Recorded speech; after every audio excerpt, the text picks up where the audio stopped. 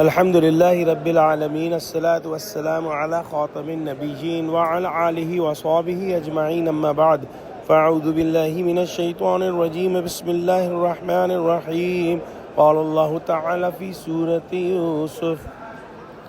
ولما بلغ أشده آتيناه حكما وعلما وكذلك نجزي المحسنين۔ ترجمہ: اور جب وہ اپنی جوانی کو پہنچے تو ہم نے ان کو دانائی اور علم بخشا اور نیکوکاروں کو ہم اسی طرح بدلہ دیا کرتے ہیں۔ حضرت یوسف علیہ السلام جو ہیں وہ عزیز مصر کے گھر پہنچ گئے اور وہیں پر ان کی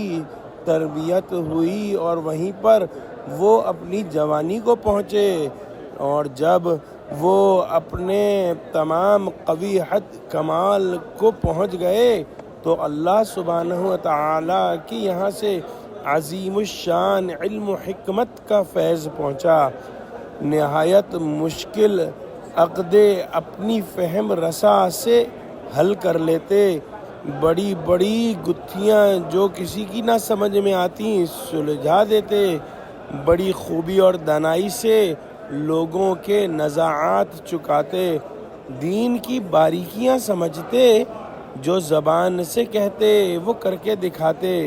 صفیحانہ اخلاق سے قطعاً پاک و صاف اور علم شرائع کے پورے ماہر تھے۔ خوابوں کی تعبیر کا علم تو ان کے علوم میں سے ایک مخصوص حصہ تھا۔ جو لوگ اللہ سبحانہ و تعالیٰ نے جو دلوں کے اندر حق کی پہچان اور سچی فطرت رکھی ہے اس کی رہنمائی، اور جو صالح لوگ ہیں، جو نیک لوگ ہیں، ان کی تقلید کرتے ہیں، اور جو توفیق اللہ نے دی ہے اس پر جو ہے وہ عمل درآمد کرتے ہیں،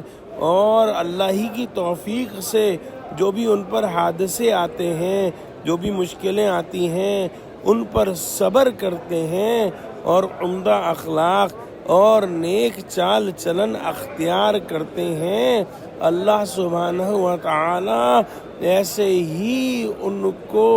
جو ہے وہ دانائی اور علم سکھاتا ہے، ایسے ہی ان کے درجات کو بلند کرتا ہے، اور جو محسنین ہیں ان کو اللہ سبحانہ و تعالی علم و حکمت عطا فرماتا ہے۔ ہم سب کو احسان کے درجہ حاصل کرنے کی کوشش کرنی چاہیے، اور محسنین کا درجہ یعنی درجہ احسان یہ ہے کہ انسان ہر وقت یہ سوچے کہ گویا وہ اللہ کو دیکھ رہا ہے۔ جب وہ یہ سوچے گا تو کبھی بھی کوئی غلط کام کرنا اس کے لیے ناممکن رہے گا۔ اگر